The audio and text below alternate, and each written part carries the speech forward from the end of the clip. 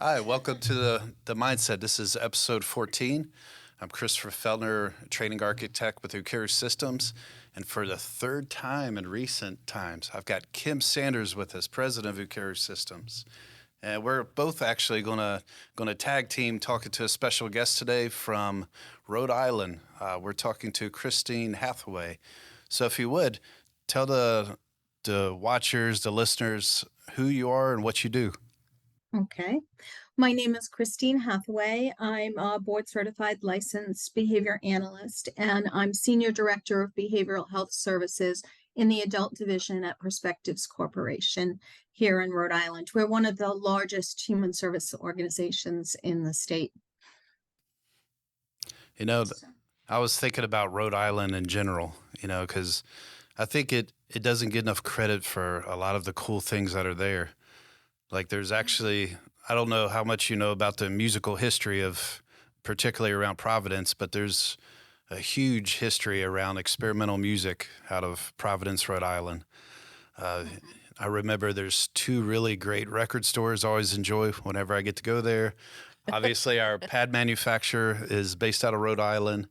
I've been many times to Perspectives to train, as well as, interestingly enough, another personal link I have is one of the participants of that music scene long ago started his own publishing company and published a book that I wrote out of Rhode Island. So I have fond feelings and thoughts when it comes to Rhode Island.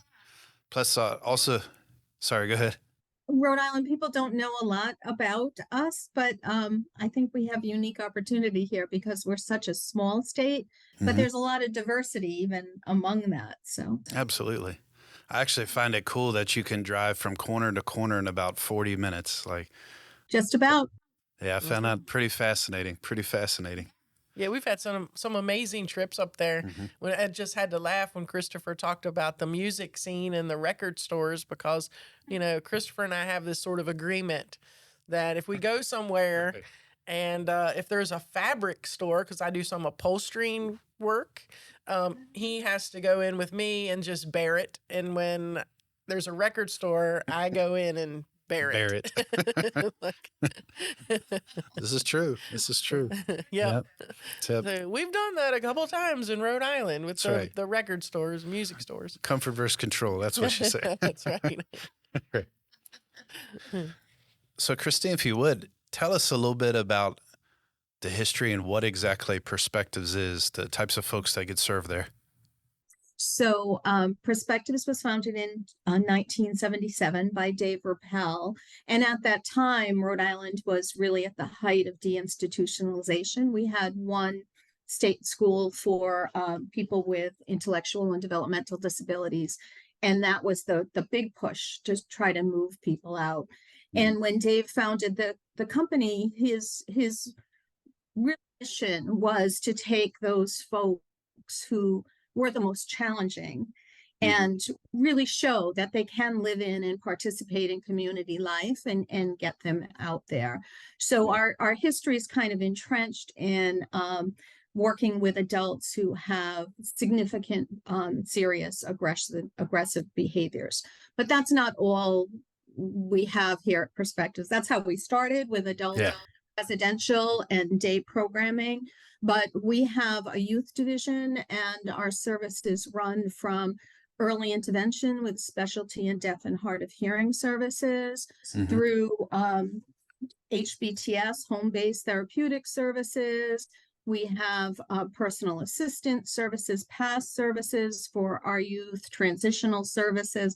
We have an employment department. And then in adult services, we have the full range. We have day supports, community supports, in-home supports, residential, shared living arrangements, independent living.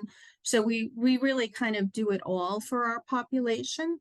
And I didn't start my career here. I started in Massachusetts in the institutions back in 1982, and it was a different time back then, right? But and a lot, my crisis intervention training at the time was 12 hours of physical intervention. And, some of this, I remember instructors, they were hanging off the metal grates over the windows with a 2x4. And those were our role play sessions back in the day. So Wow.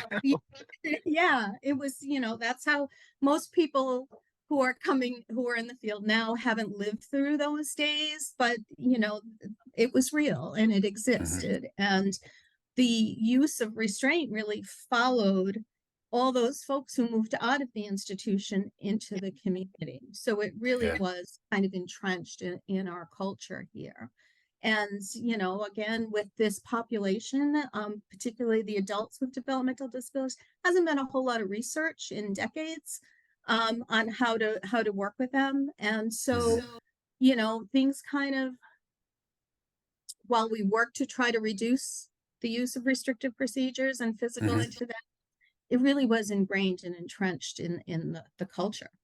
Yeah. So it was a hard thing to do here in Rhode Island prior to 2013, when the state enacted a law banning the use of prone restraint for adults in developmental disabilities, which was kind of came as a surprise. I suppose it shouldn't have, but whenever things are enacted in the state, generally you have this transition period, but this was a hard stop. So it was like a kind of a slap in the face for everyone in the system, like, stop this, but we don't really know what you're supposed to do instead. How are you going to deal with this from here? So that was kind of the beginning of this journey that led us to Ukeru and where we are now, because it was a shock to the system, and it was the best thing that has happened in services. And I don't know, almost as long as I can remember. So it was an important event, but it was certainly challenging at the time. Was there something particular in the state that led to that abrupt change, like mandated?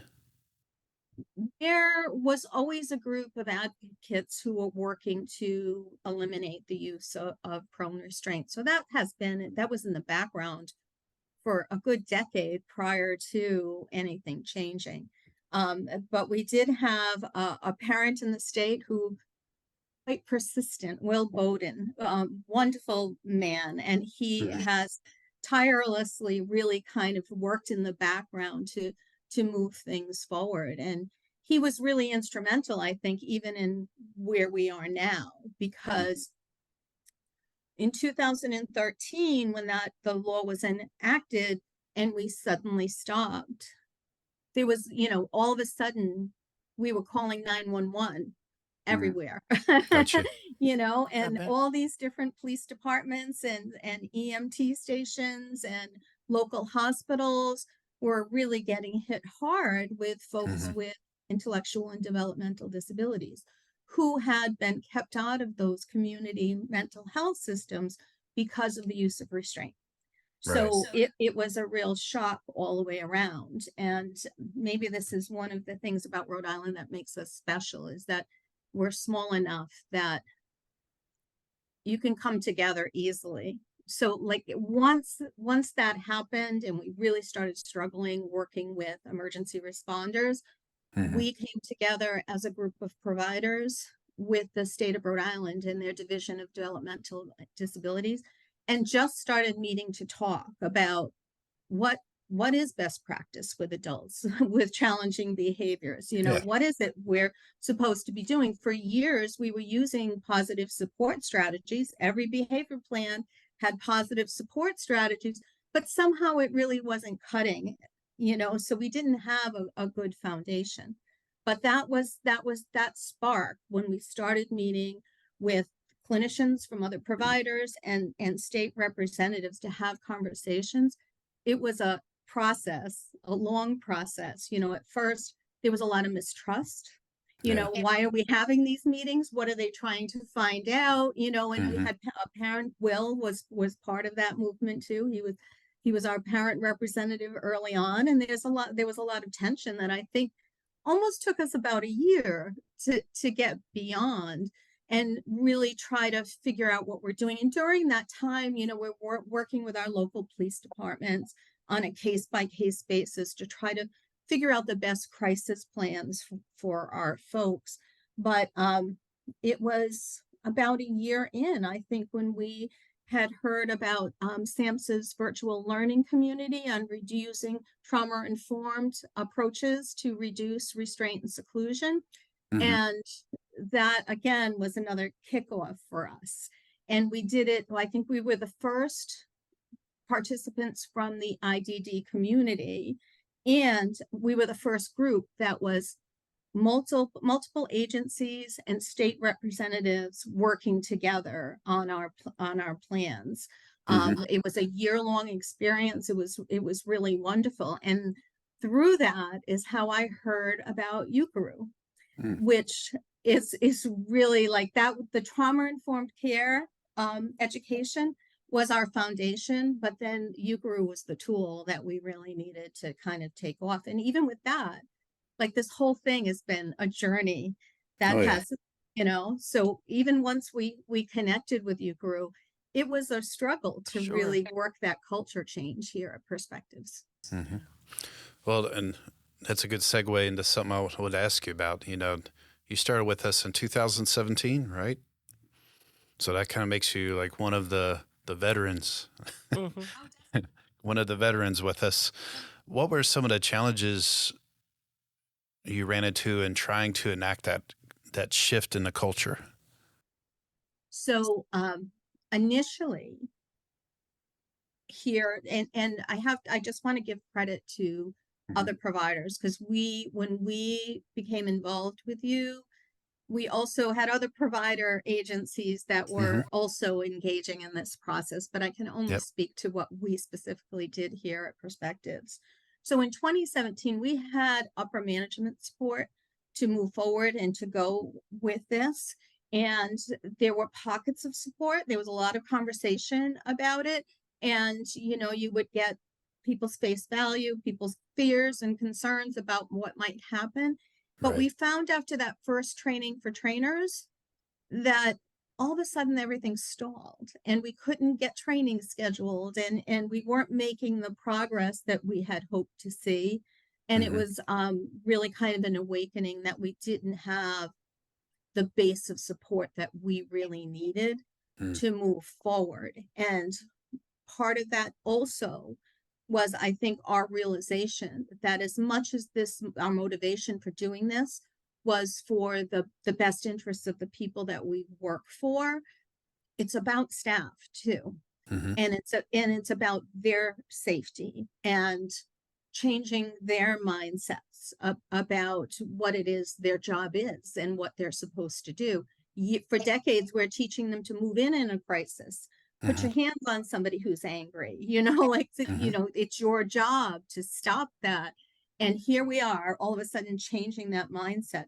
So we spent that year, when we realized we weren't making progress, getting those trainings done that we wanted, really having a lot of conversations, working, I guess you could say, developing ambassadors in different programs in each group home to get them talking about what this means and what this could look like for us. So it really wasn't until the second training for trainers in 2018 that things started taking off from that point. Gotcha. And I said we're a large agency, so we have just under 600 people we support. Probably half of that were in our residential program. But we were talking about, at that time, we had almost 30 group homes, like all these little pockets of culture that we needed to kind of infiltrate. Right. So that's 2018 was really, I think, when we started getting off the ground. It's so interesting when you mentioned a little bit ago about the mistrust between like legislative people and the advocacy groups and parents and providers.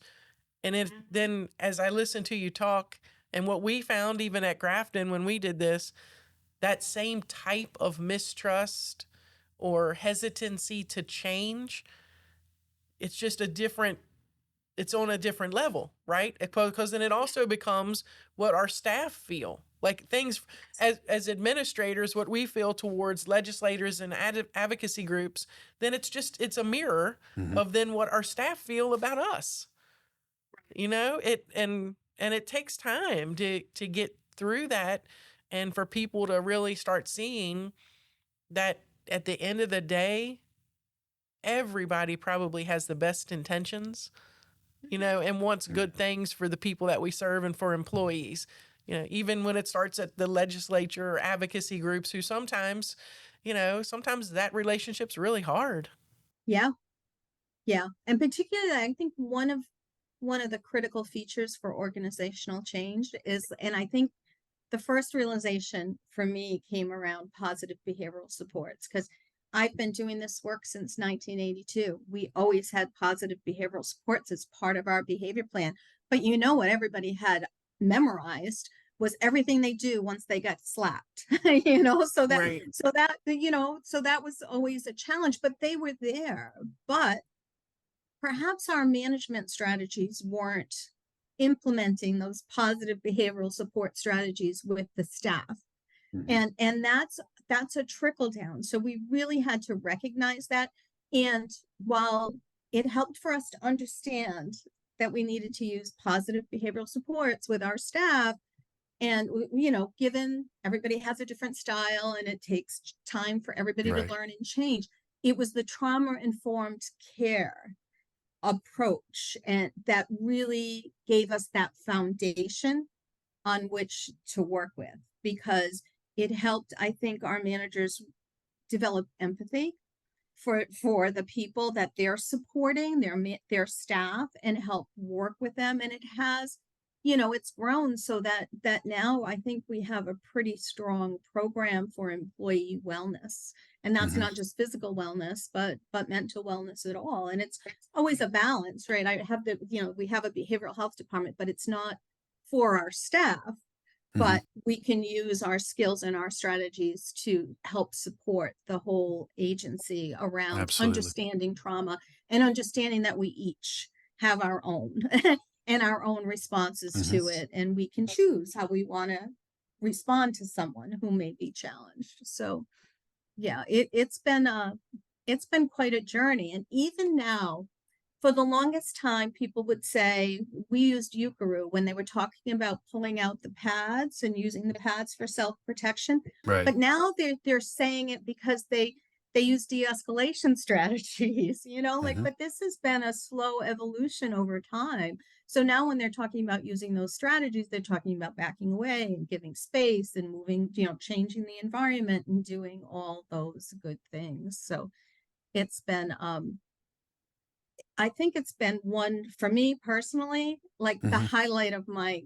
long career is really getting to this point where we could finally accomplish something we've been working on for decades, Yeah. but hadn't been able to do. And Ukeru is a huge part of that. Now, I remember, especially probably the first 3 years, I think I personally went and did the trainer training there. I'm always a little bit jealous when someone else gets to go because it's been years now since I've had the opportunity to go. But I remember at the beginning, a staff talking about one of their programs were using 2 or 3. Like they said, Ukeru was either going to be the second or the third, I guess, crisis intervention system they were using in the program at the time. And that's kind of a common question I think we get during training is, well, we're already using this, whatever name of the crisis intervention system is. And if we teach this, that also teaches releases and things, won't that confuse things and all? And I wanted to ask you about that because you mentioned, particularly in the case study, that for the first year you had 2 systems running coincided.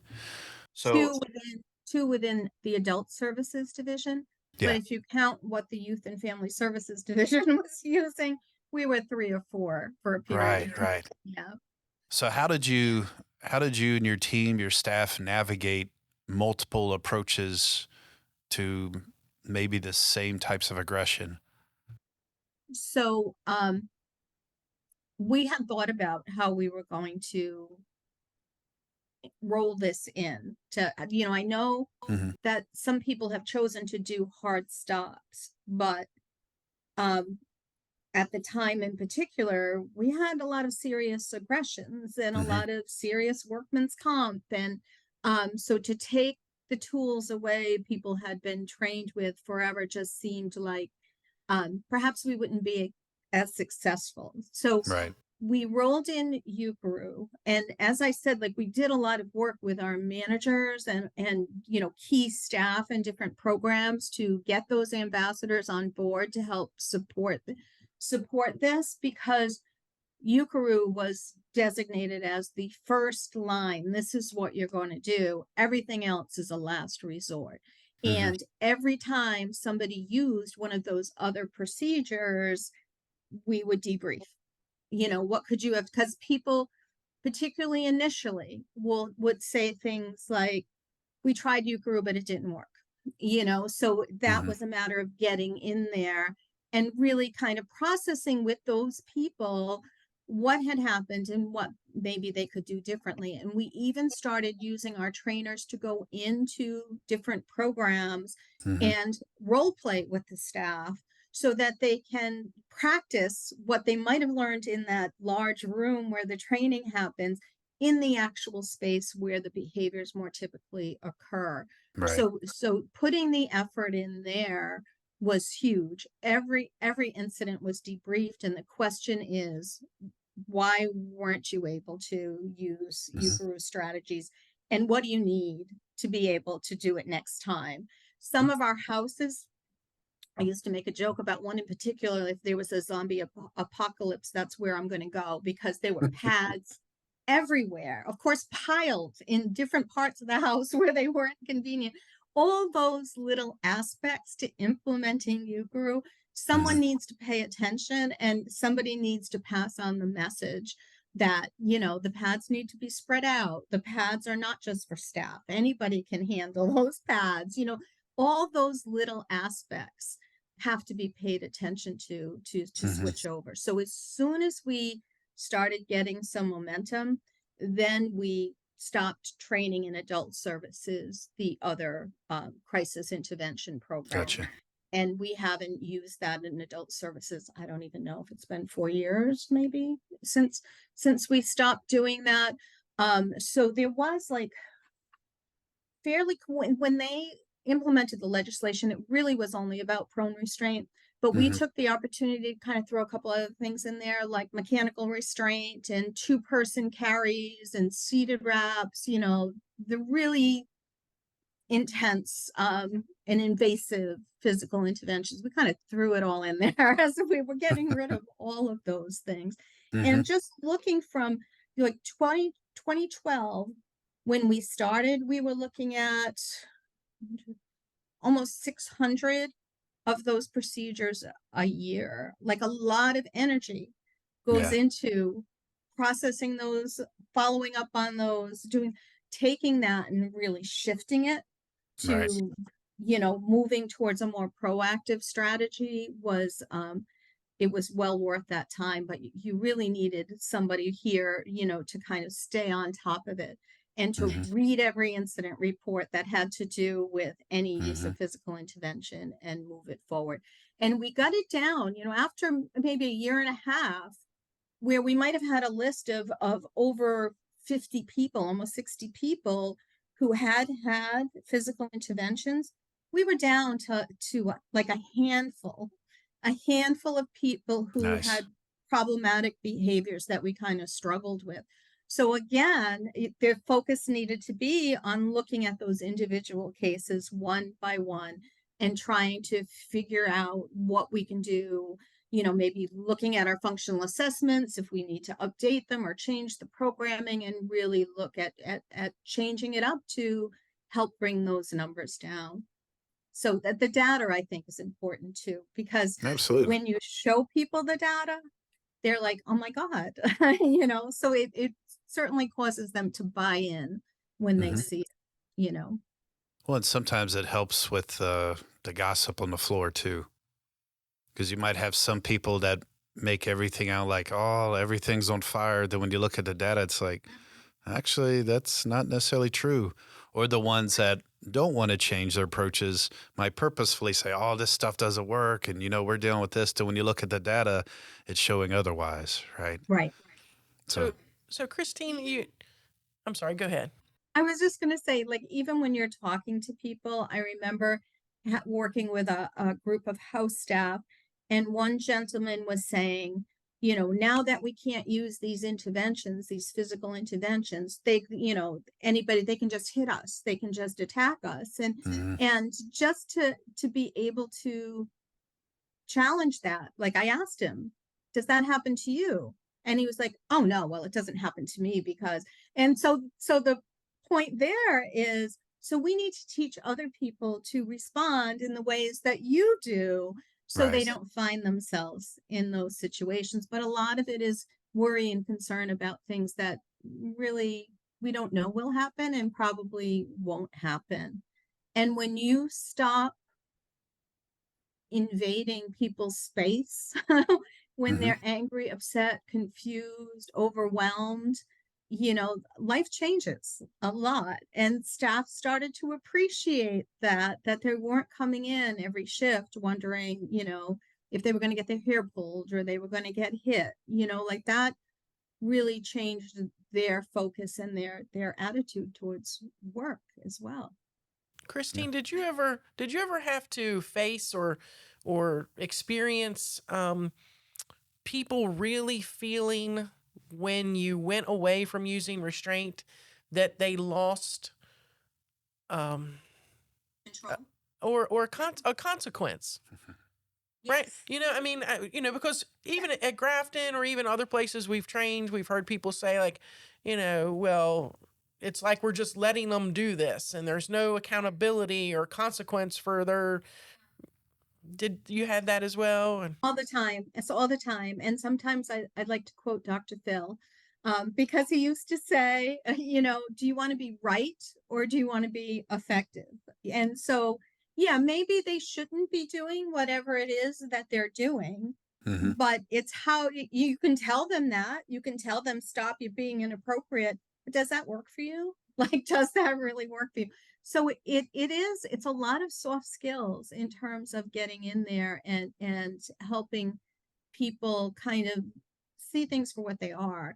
And when people aren't given a way to respond, they'll respond the way they learned when they were kids, right? The way their father treated them, the way their mother treated them, and they bring those into these environments where they're caring for adults. And it's a huge shift. So even still, because it's a never ending process, there's always something that violates somebody's human rights when they're living in a group home. And there's always Hmm. someone who says, can't we take that away? How can we give that to them? And, all of us have bad Hmm. days and nobody takes my glass Yep. of wine away at the end of the day. thank goodness. Sometimes, yeah, yeah, yeah. So it's about relationship building and using those relationships. So it's really a lot of constant vigilance, I think, and attention to some of these details and not just accepting that that's just the way it is. Because obviously, with the changes we've made here, it's it's not, I almost feel like I'm paying penance for the decades when I was working in the old system. But that was state of the art back then. And Yeah. Absolutely. fortunately, so yeah, Yeah. no, we do hit that all the time. So it's not just about consequences. Actually, I would say, Kim, that people aren't asking for using hands-on procedures. They're not doing that. They want other things. They want response costs. They want to take things away when they think people are being inappropriate.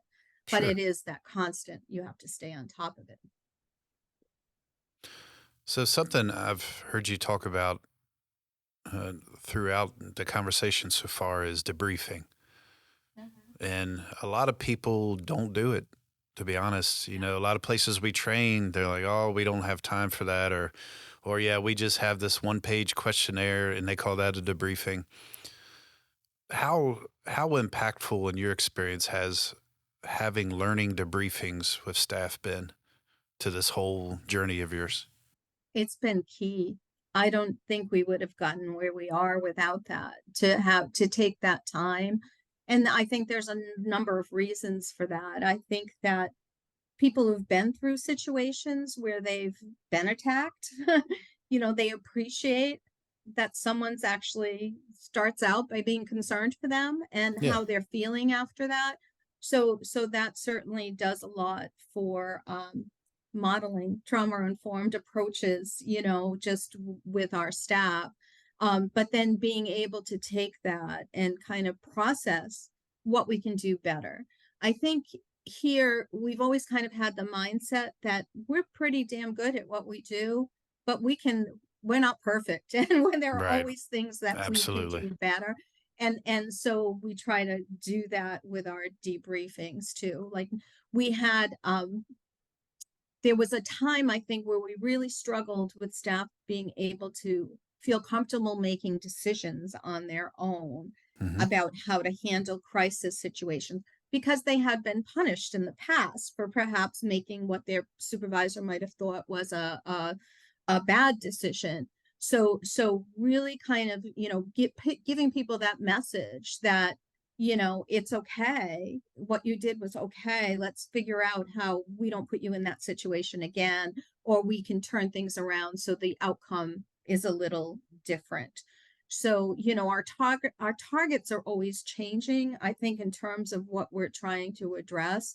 Um, for example, using 911. So over recent years, like that's what we're targeting. Who are we Hmm. calling 911 for? And what's happening in those situations? What can we do differently to work through those things? But also with staff, you're looking at your data. Sometimes it's a particular person who struggles, perhaps because of their own history, and maybe it's not Hmm. the best match for them, but Yeah. showing that kind of care and consideration and for your staff, I think really helps address that resistance. But the debriefing was huge because it helps us focus in on where the problems are and getting at that grassroots level. I think it's always easy, you hear the rhetoric all the time in intellectual disabilities, right? People are talking about person-centered systems and not, all of that, but doesn't mean that that's happening. You Hmm. getting down to that grassroots level where the staff are having those interactions with the people we're trying to support, that's the most important thing. And without Yeah, the debrief, you don't really get that. right. Yeah, absolutely. Through this whole change initiative that you've been on with this journey, I know something you talked about in the case study was things you put in place to help staff. Mm-hmm. What were some of those things that you put in particularly just for staff? So our training department kind of took the lead in having routine trainings that kind of built on each other as the years go on, Hmm. but teaching mindfulness skills Hmm. and stress management skills. So they were able to kind of take the lead on working that aspect of helping to strengthen the skills that our staff have. Hmm. Um, but I think one of the more, and it gets back to that debriefing, it's the relationships we have with people. Hmm. So, for the staff, it's their relationship with the person they're supporting. And building trust and collaboration is something that, I think we still struggle a little bit. Staff tend to, could use some help in negotiation skills Hmm. because we are working with a population of people who have cognitive issues Yeah. and perhaps need help problem solving. So maybe that 10th caffeinated Coca-Cola isn't the best decision. It Right. is their decision, but it might not be the best. And our staff really kind of struggle with how do I convince them, or how do I get them to kind of pay attention to what I'm trying to help them with. Hmm. So targeting those skills where we're kind of developing our trainings as we see the need. from our staff, so that's just one example of how we recognize that our staff were really kind of burnt out, and Mhm. we still see that, we have people, we do some emotional first aid sometimes where we'll go Mhm. into a home and open up a conversation about how, we all have our struggles, right? We all have our struggles. And then you come into work and people are struggling. And how do you balance all that? And part of it is mindfulness skills. But those conversations open up staff to start having conversations about the things that really impact them, like communication between each other, and how Mhm. that can really, Yeah. it can be really detrimental if they can't be open about what they need when they're communicating. So we just are constantly trying to be flexible and figure out what it is they need and help provide that. And the clinicians who are in the home, I think, their relationships with their teammates and constantly developing the strength among the direct support staff, so their capacity increases to kind of be involved in problem solving and helping us do that. That has all been key. I think that Mhm. ultimately they're the ones that matter. I could go away, as long as there's a direct care staff person in the house, people will be all right, right? So Right. Right. so they're the ones that are the most important. And that's one of the things about Ukeru, the fact that direct care staff were involved in designing the tools that they needed to work for self-protection is like huge. And that was a big draw Mhm. to going with Ukeru systems. And I think you were the only game in town. I think you still are. I know that other providers of crisis intervention training are getting on board with the trauma informed care stuff, but it seems like you guys Mhm. were way ahead of the mark with that. Yeah. Yeah, we like to think so. Yeah. It has felt like that anyway. Yeah. Yeah. We struggled a little bit with our youth and family services division Mhm. because the regulations in Rhode Island specified that providers agencies needed to train physical restraint. Mhm. So, there was a struggle there. I know, Kim, I think you were involved in some of the conversations. I tried. So it's definitely progress has been made there, but I don't know that the regulations have been updated. So, but Well, I we think look at every kind of physical intervention that's happening. They're still using a different skill set next door at the youth division. gotcha. So, you talked about some of the resistance in the beginning with staff and all. Now that you are full in multiple years into this journey, let's say that there's an agency, school, whatever it may be, that's listening, watching this podcast, and they're thinking about doing a change, but they're afraid to make that change because the tradition has been we use these types of strategies. And I'm not sure if this would work because our kids are either too big or they're too small and wiry. We hear both of those. What would you say to someone like that? I um I think I would try to help them do some introspection on that, because while we may be doing things that we have been doing for years, it doesn't mean we're getting the results that we want. And I have clearly seen um, many years ago, someone had lived with us, and behaviors that we saw were quite dangerous. We were talking about, throwing oneself out of a second story window, like very extreme behaviors. This is when we were doing physical intervention, and that placement was not successful, unfortunately. But years later, post Ukeru, um, that person is back in our services and thriving. And that's with no hands on and with understanding, in this case, communication. And her communication needs, like all of those things were key. So when you see the results, there's just there's no excuse not to get started. It's, I don't know, for some people, maybe they're able to implement it overnight. I think, Kim, your story about Grafton was like a dead stop where you just had to switch things around. And we were forced to do that with prone restraint, but we had this, it's been an evolution, but our ability to really work person-centered services Mm-hmm. is only because we're not bogged down in dealing with crises of our own making oftentimes.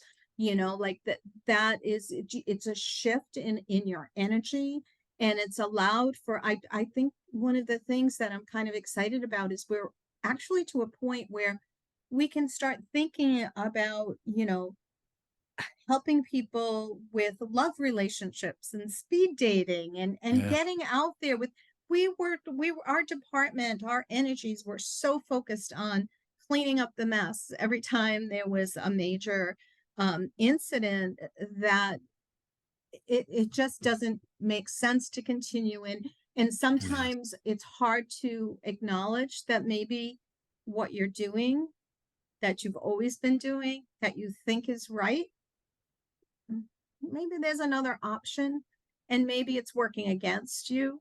It's you can't do therapy with everybody, but that's basically what it goes down. We all have our Mm-hmm. challenges in life, and Mm-hmm. as agencies we all have challenges, but if you get started, you'll see the results. I know that I ran into somebody who used to work here. I hadn't seen him in years, and he told me how he thought when I first came in and said, "That's it, we can't do this anymore. We can't use fiscal intervention." He thought I was crazy. But he said it was the best thing that ever happened. People's attitudes change, staff attitudes change when it's not this conflict, this thought that you're going to go in and you don't know where you're going to be scratched up by the time you get out of that shift. Yeah. It's not like that in our homes. Certainly we have people who are challenged, and we can kind of focus our attention, but it's not everybody. And I Right. remember days where you'd have somebody in restraint at that end of the hallway and somebody in restraint at the other end of the hallway, Yeah. and the people are the same people, but we're not having that. And I do have to say that we had a pretty stable population in our group home until recently. It's aging population, and we brought in 7 young people on the spectrum with challenging behaviors that had been involved in seclusions and restraints in their youth programs. And I was a little concerned, like, how is this going to go, bringing them from this place where this is their experience, their learning history, into this environment where we're not going to put our hands on them. And Mm-hmm. it was amazing. Like the first couple of weeks were a little rocky, Yeah. but no serious injuries. Everybody kind of settled in pretty quickly, and we didn't have to revert back to anything that we had done in the past to deal with those behaviors. That's wonderful. Yeah. Yeah. So I think, it's really hard. And even for me, when I started, I would think to myself, all right, other agencies have done this. Other places across this country have done this. There's got to be a way to do it. And it really is it's a challenge, and it's a personal challenge for every agency who's still using those techniques, because it's more humane, it's better for your staff, it's better Mm-hmm. for you, and it gives you the opportunity to really do good work when you're not bogged down in those practices. Awesome. Yeah, I mean, I just sat here and listened to you, and I think that we're so grateful for folks like yourself, for you in particular, but folks in the beginning that sort of took a chance on this. I, like Christopher said, you were definitely one of our first, probably first 50 or so, I think, Easy. definitely first 100. And because people were willing to take the chance, I mean, today we're in over 600. We have a new customer coming from Brazil next week. I mean, so it's just together we're all making like such a big change in sort of the legacy of behavioral health and education services for those with special needs in this country. But it takes all of us. Yeah, it does. Yeah. It does. And that includes our legislators, Yep. our state departments. Everyone has to be on board and committed. Absolutely. Yeah. So the nice thing about Rhode Island being small, all the agencies, pretty much people, and that has also helped, I think, because it wasn't just perspectives moving forward with this initiative. There was a group of us, so Right. it was a little bit of a movement in this area. I'm Yeah. sure it's probably maybe comparable to counties in other states. Mhm. We're a small place, but that was really helpful to start, changing the whole culture, and it improved our relationships with the state. Have been Mhm. great, and they've been so supportive through this whole thing. So that's been wonderful. That's terrific. Awesome. Well, Christine, and I appreciate you talking to us this morning.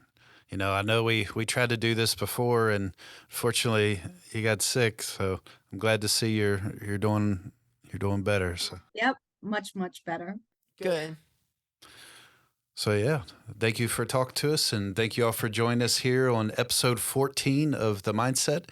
And we'll talk to everybody soon. Christine, we'll talk to you soon. Take care. Thank you so much. Thank you. Take care. Bye. Yep. Bye.